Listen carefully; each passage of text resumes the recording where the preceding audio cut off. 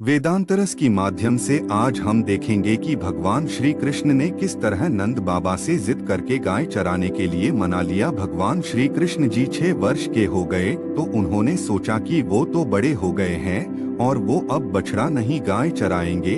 ये सोचकर भगवान श्री कृष्ण मैया यशोदा के पास गए और मैया से कहा कि मैया अब तो मैं बड़ा हो गया हूँ। मैया ने तब कहा, अच्छा लल्ला तुम बड़े हो गए हो तो बताओ अब क्या करा जाए। इस पर भगवान श्री कृष्ण ने कहा कि मैया अब मैं बड़ा हो गया हूँ तो अब से मैं बछड़ा नहीं चराऊंगा, अब से मैं गायों को चराऊंगा। अपने लल्ला श्री कृष्ण के इस प्यारी सी बात को सुनकर हंस पड़ी और फिर मैया यशोदा ने कहा कि ठीक है चरा लेना तुम गायों को, लेकिन एक बार अपने बाबा से पूछ लेना। भगवान श्री कृष्ण ने तुरंत बिना कुछ सोचे नंद बाबा के पास पहुंच जाते हैं तो उनसे कहते हैं कि बाबा अब से मैं बछड़ा नहीं गायों को चराऊंगा। तब नंद बाबा ने कृष्ण को समझाते हुए कहा कि देखो लल्ला तुम अभी बहुत छोटे हो इसलिए तुम अभी बछड़े ही चराओ। लेकिन भगवान श्री कृष्ण अपनी ही बात पर अड़ गए थे और उन्होंने कहा कि नहीं बाबा मैं अब बड़ा हो गया हूँ और मैं अब गाय ही चराऊंगा। जब नंद बाबा के बार बार मनाने के बाद भी नहीं माने तो नंद बाबा भगवान कृष्ण के जिद के सामने हार मान लिए और कहा कि ठीक है तुम गायों को ही चराओ, लेकिन उससे पहले जाओ पंडित जी को बुलाकर लेकर आओ, वो गौचारण का शुभ मुहूर्त देखकर बता देंगे। भगवान श्री कृष्ण तुरंत दौड़ते हुए पंडित जी के पास गए और उनसे कहा कि पंडित जी आपको बाबा ने बुलाया गौचारण के मुहूर्त देखने के लिए। और फिर उन्होंने सारी बात पंडित जी से बताई और पंडित जी से कहा कि आपको मुहूर्त आज का ही बताना है, अगर आप ऐसा करेंगे तो मैं आपको बहुत सारा माखन लाकर देंगे। भगवान की इस बात पंडित जी मुस्कुराए और फिर उन्होंने कहा ठीक है मैं आज का ही मुहूर्त बताऊंगा।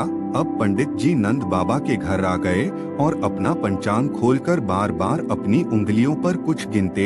इस पर नंद बाबा ने कहा कि पंडित जी आप बार बार अपनी उंगलियों पर क्या गिनती कर रहे हैं। पंडित जी नंद बाबा के प्रश्न का उत्तर देते हुए कहा कि क्या बताऊं नंद जी, केवल आज का ही मुहूर्त गौचारण के लिए शुभ है, नहीं तो फिर अगले 2 सालों तक कोई मुहूर्त नहीं है। तब नंद बाबा ने सोच विचार करके भगवान श्री कृष्ण को गौचारण की स्वीकृति दे दी। कहते हैं ना हमारे प्यारे भगवान जिस समय भी कोई कार्य करते हैं वही समय शुभ हो जाते हैं। नंद बाबा के आदेश के बाद उसी दिन से भगवान श्री कृष्ण ने गायों को चराना आरंभ कर दिया। जिस दिन भगवान ने गाय चराना प्रारंभ किया वो दिन गोपा अष्टमी के नाम से जाना जाता है। अब भगवान श्री कृष्ण गौ चराने के लिए तैयार होने लगते हैं और मैया यशोदा उनका श्रृंगार कर रही है। लेकिन जैसे ही मैया यशोदा ने भगवान को उनके पैरों में जूतियां पहनाने लगी तो भगवान बोलते हैं कि मैया मैं इसको नहीं पहनूंगा, और फिर कहते हैं कि मेरी गैया भी तो जूते नहीं पहनती तो मैं कैसे पहन लूं, और तभी जूते पहनूंगा जब पहले आप सभी गायन को भी जूते पहनाएंगी। उसके बाद से भगवान श्री कृष्ण जब तक वृंदावन में रहे उन्होंने कभी जुतियां नहीं पहनी और नंगे पैर ही पूरा वृंदावन के पूरी धरती को पावन करते रहे।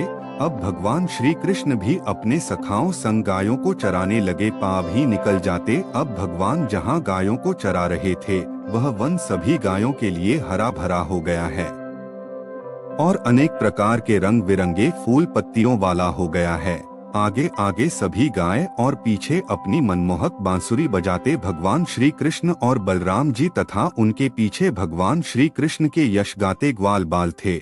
और इस प्रकार भगवान श्री कृष्ण विहार करने के लिए उन्होंने वन में प्रवेश लिया और तभी से भगवान श्री कृष्ण गौ चरण लीला करने लगे।